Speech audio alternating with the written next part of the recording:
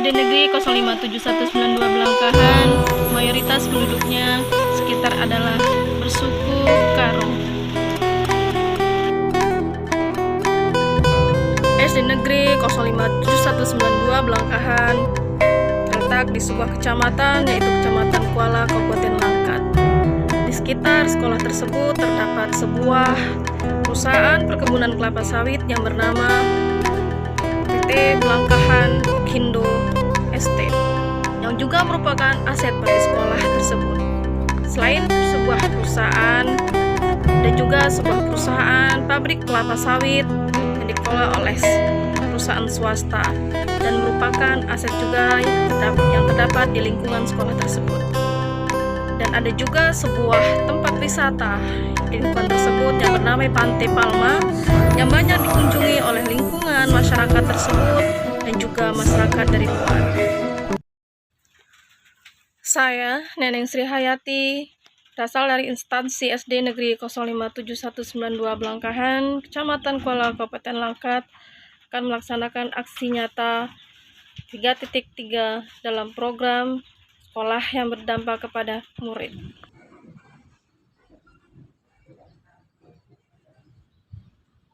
Assalamualaikum warahmatullahi wabarakatuh. Perkenalkan, saya Neneng Sri Hayati, calon guru penggerak dari Kabupaten Langkat. Saya bertugas di SD Negeri 057192 Belangkahan, Kecamatan Kuala, Kabupaten Langkat, Sumatera Utara. Nah, untuk program sekolah yang akan saya buat adalah mengaktifasi akun belajar yang diberikan oleh Kemendikbud untuk pembelajaran jarak jauh bagi peserta didik. Dan pengaktifasian tersebut saya akan bekerjasama dengan kepala sekolah, rekan sejawat, para peserta didik, dan yang terutama saya harus bekerjasama dengan operator sekolah. Kenapa operator sekolah? Karena operator sekolah yang bisa mengunduh akun yang ada dalam belajar.id itu yang diberikan oleh Kemendikbud melalui Dapodik sekolah.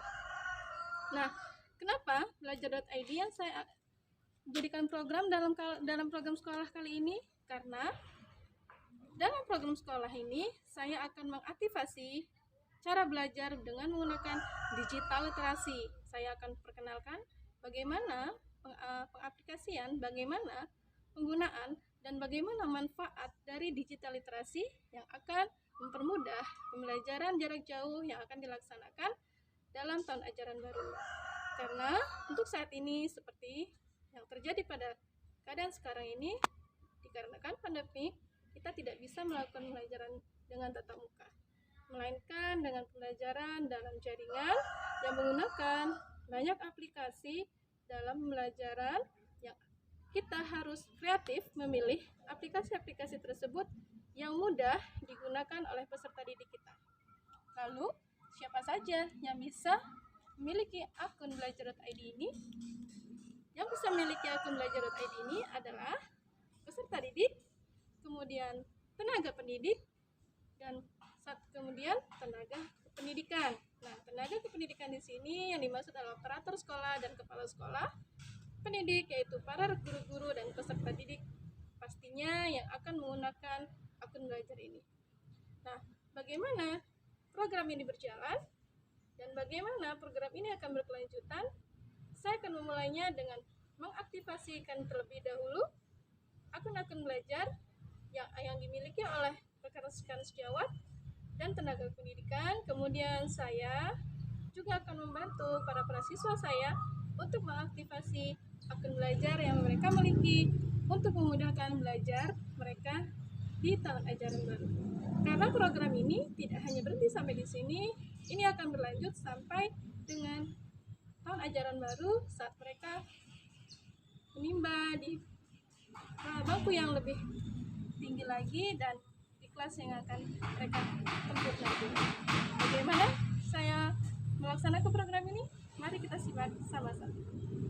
Harus terdaftar akunnya, harus dibuat akunnya satu persatu. Jadi akun guru itu tidak boleh sama, nanti dia yang tahu. Dan kemudian untuk siswa dibuat juga hanya kelas 5 dan kelas 6. Akunnya bisa sama. Contoh, namanya Iwan Setiawan, Iwan aja lah, Iwan SD 0571. Akun belajar kan gitu. Dan kemarin seperti paparan dari Pak Kepala Sekolah, bahwasanya akun belajar itu sudah ada sudah lama dan tempo habisnya itu tanggal 30 Juni. Jadi kalau tidak diaktifkan dalam sampai tanggal 30 Juni artinya kita hangus ya Pak. Ya. Tidak bisa lagi melakukan pengaktifasian akun belajar. Apa sih akun pembelajaran itu? Nah, akun pembelajaran itu adalah suatu akun elektronik dengan domain belajar.id.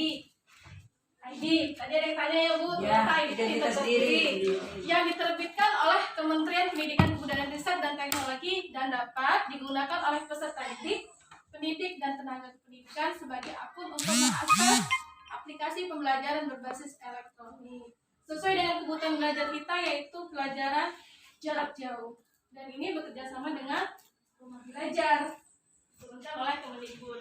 Kemudian apa sih tujuannya? Kita lihat bagaimana tujuannya. Tujuannya itu adalah yang pertama untuk mendukung kegiatan belajar dari rumah di masa pandemi. Yang kedua, mendukung proses pembelajaran di satuan pendidikan melalui penerapan teknologi informasi dan komunikasi. Sesuai dengan visi misi yang kita buat kemarin, kita juga menggunakan teknologi dalam pembelajaran sesuai dengan keadaan saat ini. Itu sudah masuk di visi misi yang kita bentuk semalam ya Bapak Ibu. Dan sekarang ini sinkron ya Bapak. Dan kita juga harus mengaktifkan ini kan gitu. Kemudian yang berikutnya sasarannya. Sasarannya itu yaitu pertama peserta didik. Yang kedua itu di peserta didik itu dari SD sampai SMA, kemudian SMK, SLB juga. Kenapa dia ini? Karena kita ambil kelas tinggi itu yang kita harapkan sudah mampu menggunakan teknologi kan. Kenapa tidak kelas rendah? Karena kelas rendah ini sangat banyak harus dibimbing untuk hal ini. Kalau yang kelas 5 dan 6 ini kan mereka sudah mandiri begitu terusnya sampai kelas 12 ke arah SMA dan SMK. Kemudian yang kedua adalah pendidik. Siapa itu pendidik? Ya kita sendiri sebagai tenaga pendidikan. Nah, pendidik pada jenjang pendidikan dasar dan menengah. Tadi kita selaku pendidik SD dan juga menengah di SMP dan SMA. Kemudian sama dengan ke tenaga pendidikan, yaitu kepala satuan seperti kepala sekolah dan operator sekolah. Jadi semua sinkron dan saling satu sama lain saling keterkaitan ini antara peserta didik, pendidik dan tenaga kependidikan. Nah, mengapa sih dibuat dalam akun Google? Nah, ini jadi pertanyaannya, karena tadi kita aktivasi nih hubungannya ke akun Google. Nah, kenapa ya? Mengapa dibuat dalam bentuk akun Google? Karena akun pembelajaran ini otomatis mendapatkan akses ke aplikasi-aplikasi pendukung seperti Google Classroom, G Suite, kemudian Zoom Meeting.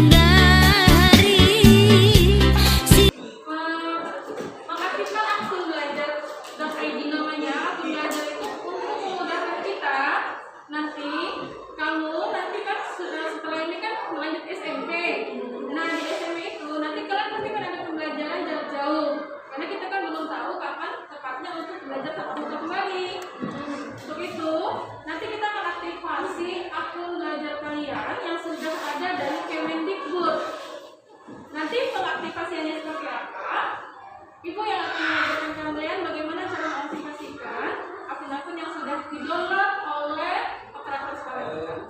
Bisa kita mulai? Bisa.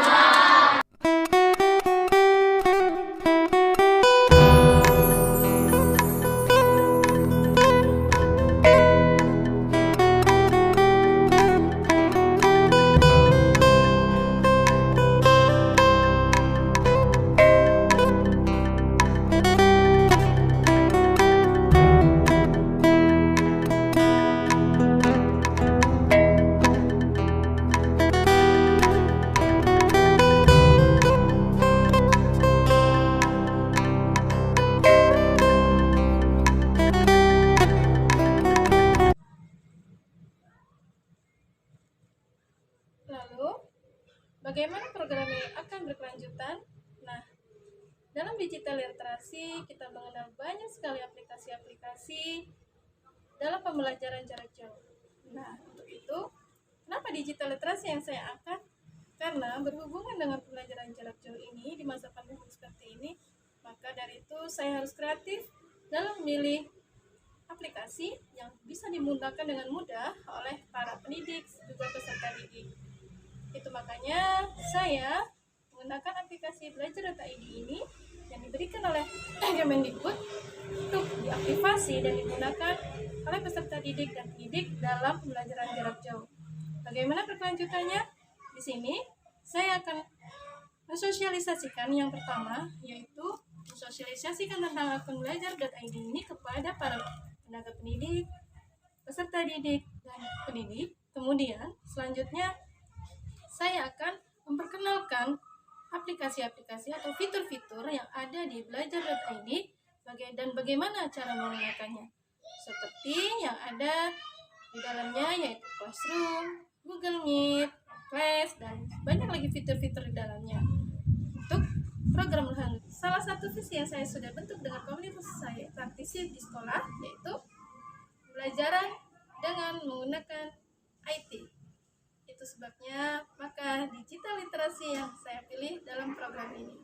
Saya berharap program-program berikutnya akan menyusul demi kemajuan sekolah dan demi kepentingan peserta didik agar mereka menjadi murid-murid pelajar profil Pancasila dan murid yang merdeka belajar. Salam Guru Penggerak.